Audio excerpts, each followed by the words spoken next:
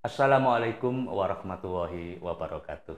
Kembali jumpa bersama Sofan dari Ma'arif Institute dalam acara Bifan Bincang Kearifan yang membahas tentang isu-isu keislaman, keindonesiaan, kemanusiaan, kebinekaan, dan kesetaraan gender. Pemirsa, kali ini Ma'arif Institute kedatangan seorang narasumber yang luar biasa. Beliau adalah Kang Agus Muhammad. Kita sapa dulu beliau. Assalamualaikum Kang Agus. Waalaikumsalam Mas Sofan. Sehat ya Kang ya? Alhamdulillah sehat. Alhamdulillah. Pemirsa, Kang Agus Muhammad ini, beliau adalah Ketua Dewan Pengawas Perhimpunan Pengembangan Pesantren dan Masyarakat. Beliau juga aktif dalam isu-isu toleransi, isu-isu tentang kebebasan beragama, isu-isu tentang ekstremisme dan radikalisme.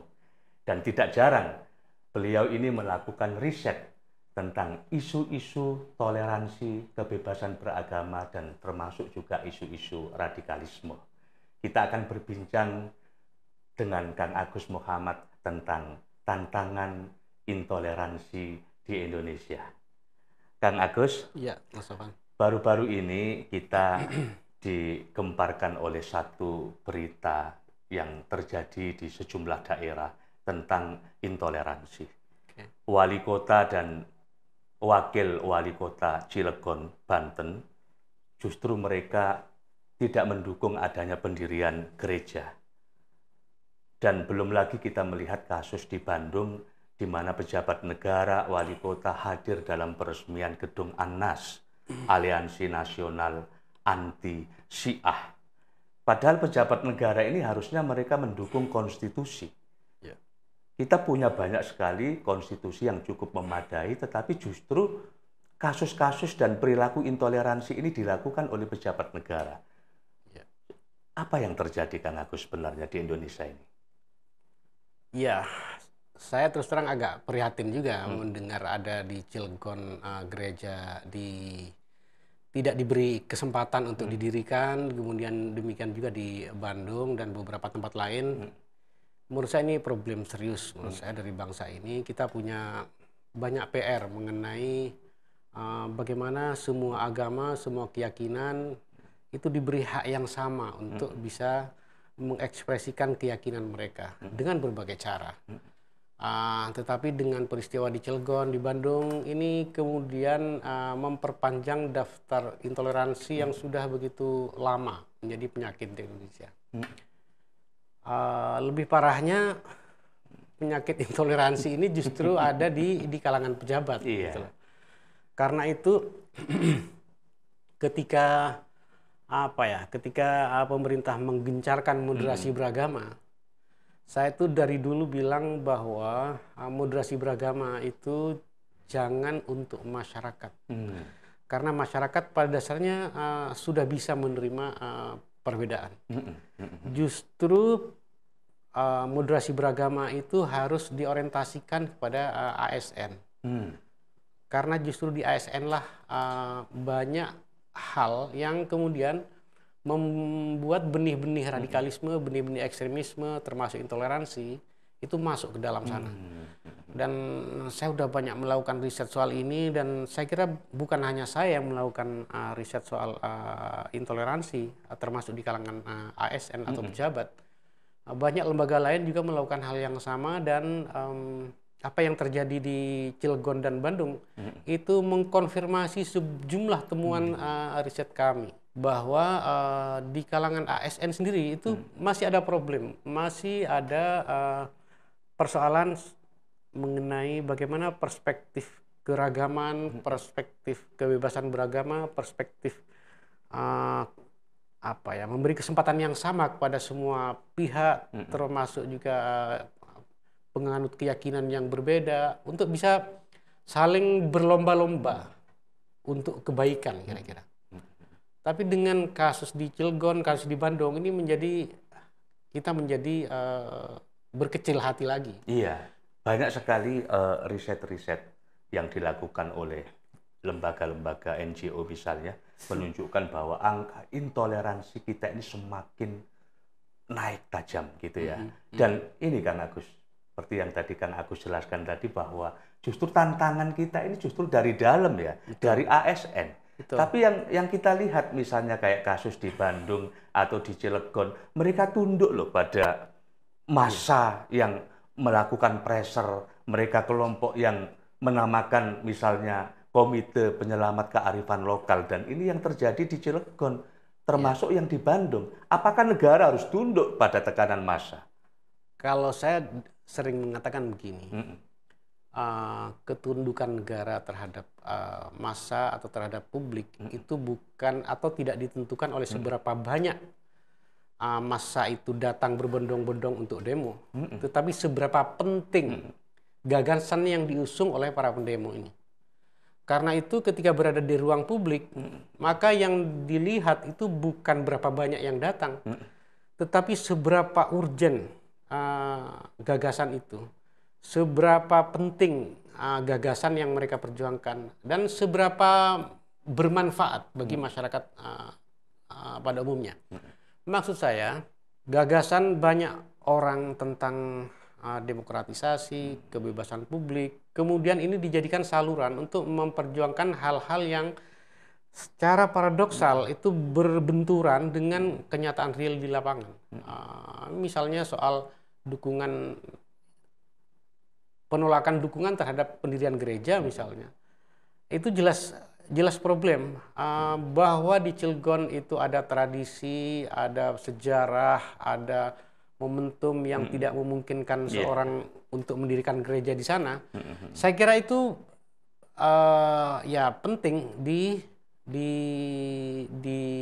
dipelihara, dirawat. Tetapi menurut saya bukan fisiknya yang harus dirawat, tetapi semangatnya. Semangat bahwa kearifan lokal yang ada di Cilegon, yang ada di Bandung dan di tempat-tempat yang lain itu mampu beradaptasi atau mampu menerima kelompok lain yang berbeda. Saya kira untuk saat sekarang di kawasan Indonesia itu sudah tidak ada lagi kelompok yang secara murni hanya satu entitas keyakinan. Misalnya. Itu sudah tidak mungkin lagi. Tidak usah ke tingkat kecamatan atau kabupaten, di tingkat desa sekalipun itu sudah semakin sulit ditemukan sebuah desa misalnya yang semuanya penganutnya Islam misalnya. Oke, semuanya penganutnya Islam yang di situ hanya ada NU misalnya atau hanya ada Muhammadiyah, itu sudah tidak memungkinkan lagi.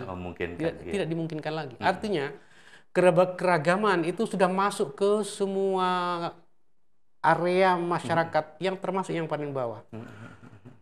Menurut saya juga sama kasus di Cilegon atau di Bandung atau tempat-tempat lain di mana budaya adat itu dipelihara sedemikian luhur, dan saya setuju dengan tradisi budaya adat itu. Tetapi untuk saat sekarang saya tidak yakin lagi apakah di tempat itu atau di kawasan itu hanya ada adat yang bersangkutan. Sekarang ini saya kira hampir semua tempat, semua etnis, semua golongan, semua kelompok masyarakat, termasuk semua keyakinan, itu menyebar ke berbagai kawasan, termasuk juga di kawasan-kawasan yang disebut sebagai kawasan etnis, kawasan kelompok minoritas atau kelompok lokal, etnis lokal misalnya. Mungkin di kawasan etnis lokal seperti di Cilegon memang ada kawasan yang itu betul-betul steril, di mana orang lain yang beragama lain, yang berkeyakinan lain memang tidak masuk di situ. Tetapi jumlah yang begitu itu kan jumlahnya sangat terbatas. Sehingga kalau kita memaksakan di Cilegon misalnya, atau di sebuah kecamatan misalnya, atau di sebuah desa sama sekali tidak boleh mendirikan gereja, itu menurut saya terlalu naif. Karena tidak mungkin kita mengusir orang dari sebuah kawasan hanya karena dia punya keyakinan yang berbeda. Nah, kalau saya di sini tidak boleh mendirikan gereja, terus saya harus beribadah di mana kira-kira gitu. Itu dari aspek yang sangat praktis sebetulnya. Dan kalau kita lihat Kang Agus dari penelitian sejumlah lembaga ya, bahwa kenyataannya di Cilegon itu tidak dihuni oleh Muslim dalam pengertian secara keseluruhan ya. Ada kok ribuan penganut agama Kristen, ratusan Hindu, Buddha, bahkan juga ada Konghucu begitu ya. Dan saya ingin bertanya di sini, kasus seperti di Cilegon, seperti di Bandung yang justru dipelopori oleh pejabat negara, apakah ini menjadi salah satu indikator ketidakmampuan negara atau pejabat negara itu di dalam memberikan perlindungan kepada warganya untuk menjalankan kebebasan beragama dan hak-hak berkeyakinan, Kang Agus? Ya, kalau disebut pejabat negara tidak berhasil melindungi, saya kira itu clear. Karena orang yang beragama Kristen atau agama yang lain yang tidak berhak untuk mendirikan gereja di sana atau tempat ibadah mereka, itu merasa tidak terlindungi. Tetapi sesungguhnya poinnya bukan sekedar pejabat negara, bukan sekedar konstitusi, tetapi ada banyak elemen yang di sana ikut bermain, yang kadang-kadang sengaja hal-hal seperti ini dirawat agar ini tidak boleh mati sama sekali. Maksud saya, ada sekelompok orang yang memiliki cara pandang yang begitu radikal, misalnya tidak mau menerima orang lain yang berbeda, termasuk tidak mau menerima kehadiran lembaga lain, gereja lain, atau keyakinan yang lain. Ya, itu ada yang begitu. Tetapi orang atau kelompok orang yang seperti itu jumlahnya sangat sedikit. Nah, karena itu menurut saya orientasi moderasi beragama, penguatan toleransi, pencegahan ekstremisme kekerasan, menurut saya dialihkan mulai disasar ke kalangan ASN. Itulah. ASN menurut saya penting diberi edukasi soal ini. Bahwa setiap orang itu punya hak yang sama untuk menjalankan ibadahnya. Tidak bisa lagi sekarang hanya kelompok agama tertentu yang boleh misalnya. Poin terpentingnya adalah dari sisi perundang-undangan, dari sisi konstitusi, kita udah sangat cukup, bahkan sangat cukup ya, sudah lebih dari cukup bahkan untuk memberikan dukungan, untuk memberikan perlindungan terhadap orang yang memiliki keyakinan yang berbeda. Tetapi masyarakat kadang-kadang masih mencoba bertahan dengan perspektif lama yang menganggap kawasan ini bebas gereja, atau kawasan ini bebas masjid. Dan ini bisa terjadi di tempat lain menurut saya. Ada kawasan khusus bersyariah gitu ya. Islamisasi seperti itu di satu sisi nggak apa-apa, tetapi harus dipastikan bahwa Islamisasi itu yang diperjuangkan itu bukan aspek simboliknya, tetapi aspek substansinya. Islamisasi dalam berbagai hal itu harus lebih menekankan aspek-aspek yang menekankan pentingnya keadilan, pentingnya kesejahteraan, pentingnya kesetaraan, pentingnya penghormatan terhadap perempuan, anak kecil dan segala macam. Itu kan hal-hal yang sebetulnya dari sisi konten agama itu sangat mendapat penekanan gitulah. Kenapa justru ini ditinggalkan dan beralih ke isu-isu yang bersifat simbolik. Hal-hal yang simbolik soal gereja lah, soal rumah ibadah lah, soal bahwa kawasan ini steril dari ini menurut saya agak problematik. Saya kira pekerjaan Jokowi di akhir menjelang 2024 ini penting mulai memperhatikan ini. Sebetulnya sudah banyak lah saya kira Jokowi sudah berusaha untuk melakukan kampanye, edukasi, tetapi yang terlewat itu menurut saya justru ASN. ASN ini nyaris terlewat dari edukasi. Ini hal krusial menurut saya karena ASN inilah yang akan melayani masyarakat. Kalau ASN-nya bermasalah, maka pelayanannya justru akan tidak sesuai dengan prinsip-prinsip government. Menjadi bagian dari masalah itu sendiri kalau ASN itu tidak disasar ya, Kang Agus ya. Dan saya setuju sebenarnya yang dikatakan Kang Agus tadi bahwa sekarang ini marak ya Islamisasi di ruang-ruang publik ya, Kang Agus. Tapi bagaimana Islamisasi itu tidak simbolik, tapi mengambil aspek yang bersifat substantif, yang esensial begitu ya. Tapi kalau kita lihat nih, Kang Agus, dari kacamata civil society banyak sekali NGO ya seperti P3M, di mana Kang Agus aktif di sana, ada Ma'arif Institute, ada Nurholis Masjid Society, ada IJRP dan lain-lain yang mereka ini bekerja dalam isu-isu seperti yang kita bicarakan ini ya, soal kebebasan beragama, intoleransi, belum lagi di level negara. Di Kemenak itu ada program besar ya terkait dengan moderasi beragama. Bahkan ada beberapa indikasi-indikasi mengapa sesuatu disebut sebagai bagian dari moderasi beragama. Artinya di level civil society juga ada penguatan, di level negara juga ada penguatan. Tetapi kasus intoleransi ini semakin hari itu semakin meningkat. Apa yang salah ini, Kang Agus? Saya sering mengatakan begini, moderasi atau toleransi itu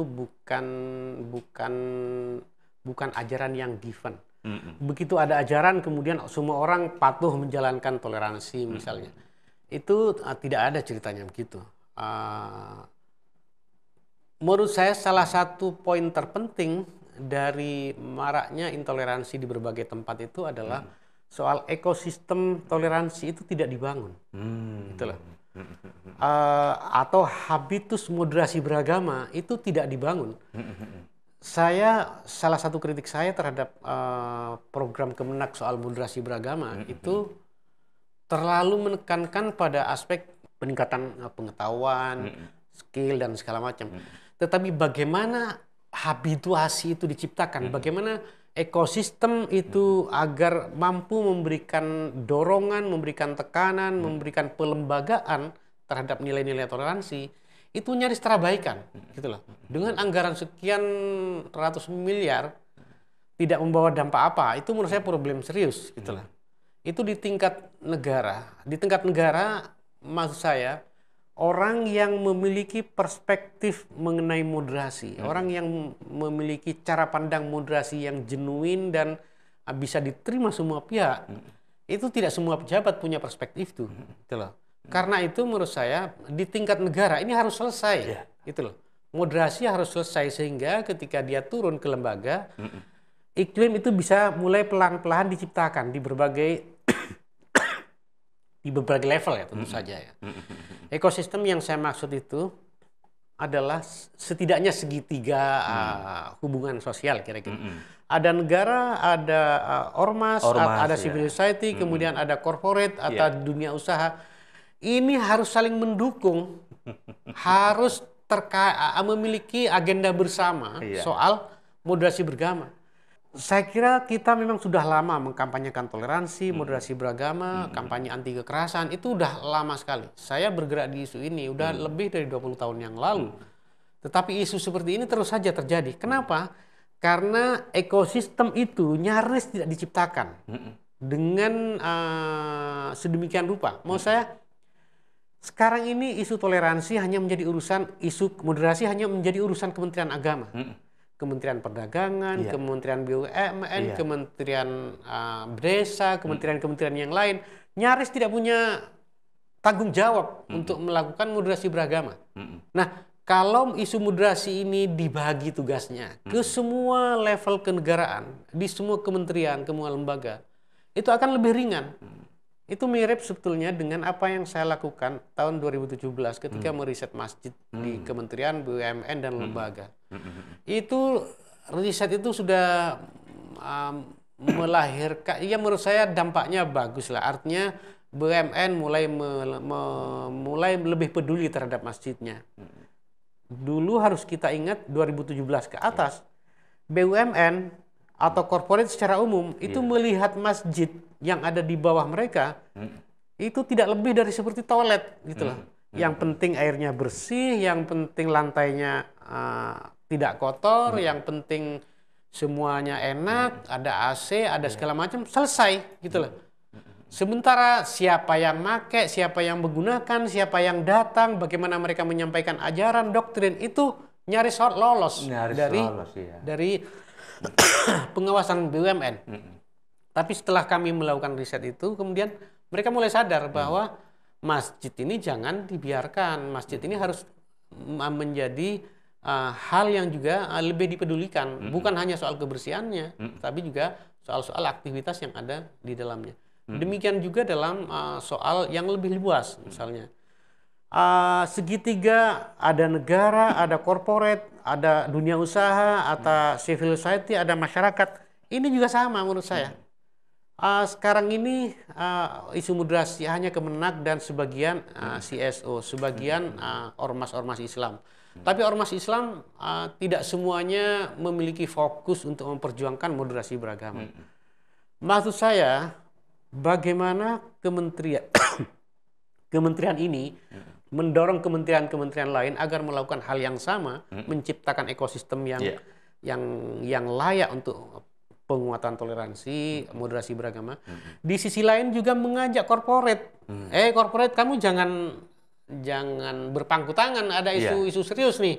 Kalau kamu nggak ikut bergerak, ya kamu akan jadi korban nanti. Kan kira-kira begitu. Betul. Gitu loh. Korporat, demikian juga ormas. Ormas ini juga harus diajak. Nah, persoalannya sekarang adalah kita bilang supaya mereka diajak, seringkali kemudian mereka bicara soal anggaran. Dan ketika bicara soal anggaran, maka yang kemudian dipikirkan orang, saya dapat apa? Dapat apa? Itu persoalan serius menurut saya. Kritik kita terhadap kapitalisme itu sering luput dari hal-hal begitu. Menurut saya, hal paling berat dari kapitalisme itu bukan soal penumpukan harta atau penumpukan akumulasi keuntungan, tetapi soal bagaimana sesuatu yang seharusnya tidak boleh diperjualbelikan, seharusnya tidak boleh dikomersilkan, itu justru dikomersialkan. Itu loh. Itu problem serius. Ya misalnya pendidikan, yang mestinya itu tidak boleh dikomersilkan, nah itu dikomersilkan. Atau jabatan, mestinya itu tidak boleh dikomersilkan, itu dikomersilkan. Mau saya begini, hal-hal yang memang harus dikomersilkan ya nggak apa-apa kapitalisme ini. Tetapi bahaya kapitalisme itu bukan soal akumulasi keuntungan, tetapi juga bagaimana hal-hal yang mestinya tidak boleh diperjualbelikan, tidak boleh dijadikan sarana atau instrumen untuk mendapatkan keuntungan, itu justru juga terjadi di situ. Nah itu problem serius. Nah karena itu problem intoleransi ini terus terjadi sampai sekarang. Karena ekosistem ini tidak terjaga sama sekali. Ekosistemnya tidak dibangun. Tidak dijaga, begitu ya. Habituasi tadi itu ya, Kang Agus ya. Dan memang apa ya, kritikan terhadap Kementerian Agama melalui program-program besar mereka terkait dengan moderasi beragama itu ya. Sepanjang Ma'arif Institute ini mengundang banyak sekali narasumber, mereka juga melakukan kritik bahwa di internal Kementerian Agama sendiri itu juga ada yang belum beres. Itu Artinya banyak pejabat yang mempunyai cara pandang yang sangat konservatif, intoleran, begitu ya Kang. Dan mungkin bukan hanya ASN ya Kang Agus, tapi di sektor-sektor tertentu harus mendapatkan perhatian yang cukup. Misalnya di sektor-sektor lembaga negara yang konon katanya di kantong-kantong BUMN itu banyak sekali virus begitu ya, radikalisme di sana. Juga di sektor pendidikan, belum lagi di ormas. Bahkan di NU Muhammadiyah yang sering kita bilang mereka membawa bendera moderatisme Islam itu, di wilayah grassroots juga banyak sekali kita jumpai kelompok-kelompok yang konservatif yang mereka terinfiltrasi ideologi-ideologi jihadis begitu ya. Nah, Kang Agus, saya mau bertanya nih terkait aktivitas Kang Agus di P3M. Kang Agus banyak sekali melakukan riset tentang intoleransi dan kebebasan beragama. Bisa diceritakan Kang Agus pengalaman melakukan riset dan sesungguhnya apa sih yang terjadi di lapangan itu? Kira-kira faktor utama apa yang membuat orang itu tidak toleran itu apa, Kang? Ya itu lagi-lagi ekosistem ya. Ini salah satu riset saya tentang akar moderasi beragama di 10 pesantren di Indonesia. Ini riset ini saya lakukan tahun 2019, tahun 2020. Menurut saya riset ini menarik karena khusus menyasar ke pesantren yang berdiri setelah tahun 2000. Setelah berdiri tahun 2000. Nah, semua segmen pesantren itu disasar. Jadi 10 pesantren ini memang sengaja kita pilih dengan kriteria ada pesantren salafiyah atau pesantren tradisional, ada pesantren modern, dan ada pesantren kombinasi. Pesantren kombinasi itu artinya pesantren salafiyah, pesantren tradisional yang sudah mengadopsi pendidikan modern. Nah, 3 jenis pesantren ini kita akomodasi dalam dalam riset itu. Nah, yang menarik itu adalah pesantren modern itu yang paling rentan terhadap munculnya paham-paham intoleran di sana. Kalau di pesantren tradisional itu justru relatif aman, relatif aman. Beberapa sebagian bahkan sudah mengkampanyekan tanpa harus diminta oleh pemerintah. Mereka sudah mengkampanyekan itu, berdakwah itu, tentangnya rukun, bertetangga, bermasyarakat, itu clear. Tetapi di beberapa pesantren modern itu justru ideologi khilafah kadang masih disuarakan. Sebagian pesantren yang saya riset itu bahkan tidak mau hormat bendera. Ya sebetulnya nggak apa-apa tidak mau hormat bendera karena alasan apapun. Tetapi jangan sampai kemudian mengharuskan orang lain, memaksa orang lain melakukan hal yang sama. Gitu loh. Nah, pesantren kombinasi ini juga relatif lebih aman. Nah, yang paling rentan terhadap infiltrasi ideologi radikal itu yang pesantren modern. Pesantren modern dalam arti pesantren yang berdiri setelah tahun 2000 ya, bukan pesantren kayak Lirboyo, kayak yang udah lama. Yang sudah lama. Kalau udah lama udah teruji lah itu. Kita memang sengaja pesantren yang berdiri setelah tahun 2000 gitu lah. Nah, dari sejumlah pesantren itu akar moderasi yang paling kuat itu justru dari pesantren salafiyah, pesantren tradisional, yang basisnya tradisional. Nah, di atasnya juga yang sangat kuat itu pesantren kombinasi. Tetapi ada potensi untuk mudah terinfiltrasi. Ini yang paling gawat memang pesantren modern. Ini agak berat. Saya kira riset ini memang tidak bisa digeneralisir pada semua pesantren modern seperti itu. Tentu saja tidak, karena kami hanya meriset 10 pesantren. Nah, poin saya adalah penghayatan terhadap doktrin keagamaan dari kalangan pesantren tradisional itu begitu mengakar, begitu lebih bisa menerima perbedaan dari agama lain, keyakinan lain, gitu. Nah, itu di isu pesantren ya, isu pesantren. Saya ada riset lagi, riset saya lakukan tahun 2018. Itu di Kampung Sawah. Itu judulnya itu politisasi SARA di Kampung Sawah. Nah, itu pas pilkada 2018. Menurut saya menarik. Saya ingin menguji Kampung Sawah ini kan sudah menjadi semacam potret dari multikulturalisme. Kampung Sawah di mana nih? Bekasi. Oh, Bekasi. Kampung Sawah Bekasi, perbatasan dengan Jakarta Timur. Ini sudah hampir semua orang, terutama peneliti, itu sudah paham soal Kampung Sawah, betapa mereka sangat heterogen, mereka sangat menghormati perbedaan, dan segala macam. Tetapi ketika ada pilkada 2018, mereka terpengaruh nggak terhadap politisasi SARA yang juga masuk ke sana? Itulah. Kita tahu politisasi SARA itu mulai menguat itu di DKI tahun 2012, kemudian diperkuat lagi di 2017, kemudian itu menyebar ke banyak tempat. Gitu. Nah, ternyata riset saya di Kampung Sawah itu, politisasi SARA itu tidak mempan di Kampung Sawah. Gitu. Kenapa? Karena habitus di sana itu sudah terbangun. Itulah. Jadi orang mau masang spanduk, pilihlah pemimpin yang beragama Islam. Ini contoh aja ya. Itu nggak bakalan laku di sana. Nggak bakal laku dijual di sana. Saya pernah nanya, pernah ada yang bikin spanduk atau meme atau apapun lah tentang hal-hal. Lah emang mau dipukuli orang sekampung di sini katanya gitu itu loh. Artinya saking sudah menjadi mendarah daging itu. Itu artinya ekosistem itu menjadi penting dipikirkan oleh kita semua. Ya, lagi-lagi soal ekosistem, soal habituasi, kalau udah terbangun dengan baik, apapun isu yang masuk ke situ, dia tidak akan mempan. Udah established lah ya mereka ya.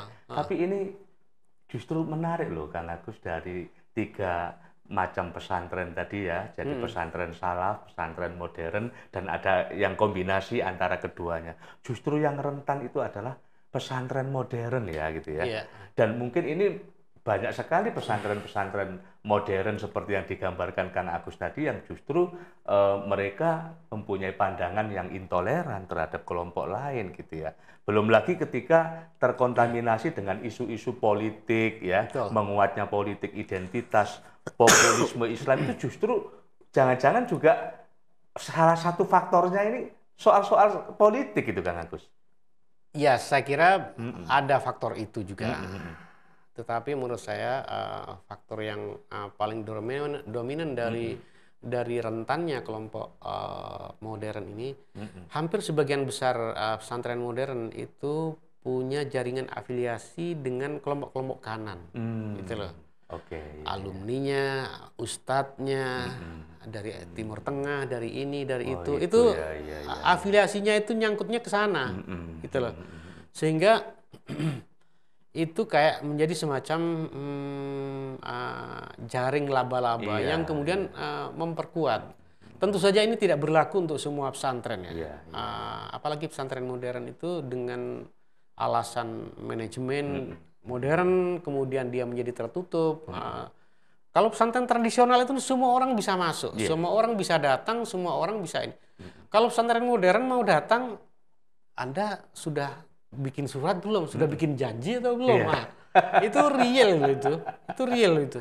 Oke, Kang Agus, itu temuan ya, temuan yang cukup menarik. Tapi apakah riset itu hanya berhenti di situ aja? Maksud saya menggambarkan tipologi pesantren itu dengan segala variasinya tadi, atau mungkin ada follow up dalam bentuk action plan bagaimana mengatasi atau melakukan tindakan pencegahan terhadap cara pandang yang intoleran supaya tidak menyebar kemana-mana. Apa yang sudah dilakukan misalnya oleh P3M, Kang Agus?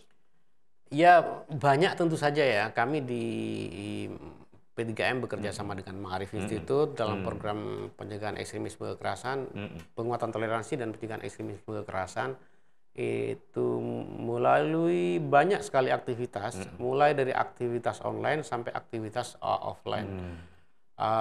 Tentu saja inisiatif-inisiatif ini penting menjadi bagian dari gerakan kita karena masalah intoleransi, ekstremisme itu bukan hanya tanggung jawab LSM, ini tanggung jawab bersama. Karena itu semua pihak harus mengambil peran untuk penguatan toleransi ini. Sebab kalau tidak, ini akan berat. Itu di satu sisi. Di sisi yang lain, negara juga harus mulai bekerja lebih keras agar kesejahteraan ini tidak dijadikan problem ketidakadilan, kezaliman, itu tidak dikampanyekan terus-menerus gitu loh. Kalau pemerintah bekerja betul-betul serius mengatasi masalah kemiskinan, mengatasi masalah ketidakadilan dan seterusnya. Suara-suara yang disampaikan kelompok kanan ini akan redup dengan sendirinya. Betul, gitu. Betul. Karena faktor intoleransi dan mungkin ekstremisme, radikalisme itu tidak hanya dipengaruhi oleh faktor teologis, tapi juga soal ketidakadilan, kesejahteraan, dan ini menjadi tanggung jawab negara dan bagaimana civil society ini bisa bersinergi juga dengan negara. Gitu. Ini mungkin terakhir ya, Kang Agus. Apa sih Kang Agus menurut Kakang ini tantangan ke depan gitu ya terkait dengan intoleransi? Ini kan bagian dari tantangan ya. Apa yang seharusnya kita lakukan ini untuk setidaknya kalau tidak bisa menghilangkan semua, meminimalisir perilaku-perilaku intoleran ini? Saya kira pertama kita harus membagi kawasan untuk berbagi tugas. Gitu loh. Maksud saya waktu bekerja sama dengan BNPT itu ada 5 kawasan yang ini dijaga oleh masing-masing. Kawasan moderat ini sudahlah tugasnya menjaga agar tidak terinfiltrasi. Gitu. Yang kedua kawasan yang rentan misalnya. Kawasan yang rentan ini pemerintah harus ekstra hati-hati betul. Kawasan yang rentan untuk diinfiltrasi itu siapa? Kelompok yang tidak memiliki paham keagamaan yang kuat, tidak memiliki jaringan dengan paham keagamaan yang sudah mapan, rata-rata orangnya baru dan segala macam. Ini rentan terhadap ideologi kelompok kanan atau kelompok intoleran katakan gitu. Nah, yang ketiga itu adalah pendukung dari kelompok kanan yang melakukan kampanye anti toleransi, toleransi dianggap bagian dari Barat dan seterusnya. Nah, pendukung ini menurut saya penting dipetakan juga, gitu loh, pendukung. Karena ini yang melakukan aksi. Pendukung ini tidak melakukan sesuatu secara tanggung jawab, tapi bisa jadi dia memberikan dukungan tempat, memberikan kalau misalnya media sosial dia memberikan kamera misalnya, atau membiayai paket datanya dan seterusnya, gitu loh. Nah, yang ketiga itu keempat itu simpatisan, gitu loh. Yang keempat itu simpatisan. Nah, simpatisan ini memang tidak juga tidak aktif melakukan kampanye anti toleransi, tapi mereka ikut bersimpati ketika ada peristiwa-peristiwa besar, dia memberikan dukungan terhadap kelompok-kelompok kanan, gitu loh. Nah, tentu saja yang paling ini itu adalah aktivisnya, aktivis dari kelompok intoleran itu. Nah, kalau lima ini kita berbagi tugas, sebetulnya tidak akan terlalu sulit, gitu loh. 5 hal ini dipetakan. Oke, yang kelompok moderat ini udah serahkan aja ke ormas, tapi ormas harus bekerja serius, jangan sampai jamaahnya terinfiltrasi, gitu loh. Demikian juga yang kelompok rentan, kelompok yang potensial untuk menjadi radikal atau menjadi intoleran. Ini juga harus diawasi, gitu loh. Ini menjadi tugas pemerintah menurut saya. Nah, yang ketiga kelompok pendukung juga sama, simpatisan juga sama. Ini tugasnya pemerintah. Yang terakhir apalagi aktivis, ini tugasnya pemerintah, gitu loh. Nah, kalau tugas ormas, menurut saya cukup bagian terakhir agar yang moderat itu tetap moderat, tidak berubah menjadi intoleran. Nah, menurut saya ini tugas ormas menurut saya. Nah, ini harus terus-menerus dikampanyekan. Nah, bahwa ormas sebagian masih intoleran, ya nggak apa-apa. Itu loh. Yang penting itu tidak tidak berujung pada kekerasan, tidak menolak kelompok lain yang berbeda secara fisik misalnya, atau tidak melakukan pengusiran atau persekusi. Saya kira itu nggak apa-apa, tapi ini harus diwaspadai. Dari 5 elemen sosial ini, menurut saya ini harus berbagi tugas. Kalau tidak, dibiarkan saja seperti sekarang, ya udah kita akan berangkat dari nol terus, gitu loh. Itu kira-kira Mas Sofan. Oke, Kang Agus. Artinya dari pihak negara, civil society harus terus bekerja keras, gitu ya, untuk berjuang melawan kelompok-kelompok intoleran ini. Pemirsa, tidak terasa kita sudah berada di penghujung waktu. Sebelum kami undur diri, kami ingatkan kepada para pemirsa untuk tidak lupa like, subscribe, dan komentar. Dari kami, saya akhiri. Wassalamualaikum warahmatullahi wabarakatuh.